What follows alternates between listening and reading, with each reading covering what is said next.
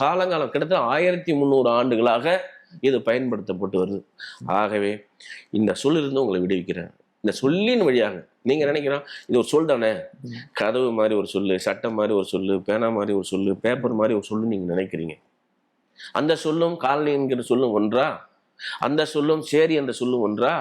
அந்த சொல்லும் பரதுரு என்பதும் ஒரே சொல்லா? அது இல்லை.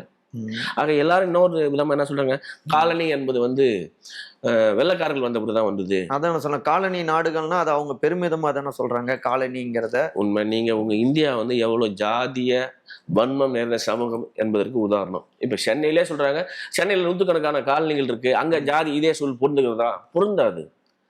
இப்ப காலனிங்க என்பது வெள்ளைக்காரர்ல வந்தது. முதலாக போர்ச்சுகீஸர்கள் வராங்க, அப்புறம் டென்மார்க் வரான், பிரெஞ்சு வரான், பிரிட்டிஷ் பீப்புள் வராங்க. அவங்க பயன்படுத்தின சொல் காலனி என்பது குடியிருப்பு, அனைவரும் சேர்ந்து இருக்கக்கூடிய ஒரு பகுதி என்ற பொருள் தான் பயன்படுத்துறாங்க. இன்னைக்கு சென்னையில் இருக்கக்கூடிய எல்லா காலனியும் அந்த பொருள் தான் பயன்படுத்தப்படுகிறது. ஆனால் நகரங்களில் காலனி என்ற சொல் பயன்படுத்தப்படுவதற்கும் கிராமப்புறங்களில் காலனி என்ற சொல் பயன்படுத்துவதும் வித்தியாசம். இப்ப இந்தியாவே காலனி நாடாக தான் இருந்தது. இப்போ உங்களுக்கு இங்கிலாந்து 30 நாடுகளுக்கு மேல காலனி ஆதிக்கம் செஞ்சிருக்கு. அவங்களுடைய அரசு அதிகாரத்துக்கு கீழே, ஆளுகை கீழே கட்டுப்பட்ட நாடுகள் எல்லாமே காலனிய நாடுகள் தான். அவங்க காலனிய மேலாதிக்க நாடுகள். பிரெஞ்சு 5 நாடுகளுக்கு மேல காலனி ஆதிக்கம் செஞ்சிருக்கு. பிரேசில் பண்ணிருக்கு, ஜெர்மனி பண்ணிருக்கு. இன்னைக்கு உலகத்துல பெரும் வல்லமை படைத்த நாடுன்னு சொல்லக்கூடிய அமெரிக்காவே காலனி நாடுகள் தான்.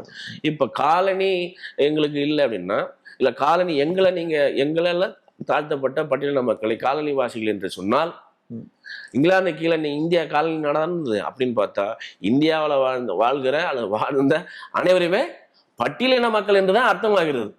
இது என்னன்னா, உங்க ஜாதி எல்லாத்தையுமே நீங்க ஜாதியோடு பார்ப்பீங்க.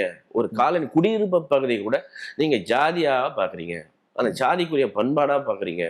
அந்த சாதியை இழிவுபடுத்துக்கான ஒரு சொல்லா நீங்க பயன்படுத்தீங்கன்னா குற்றச்சாட்டு.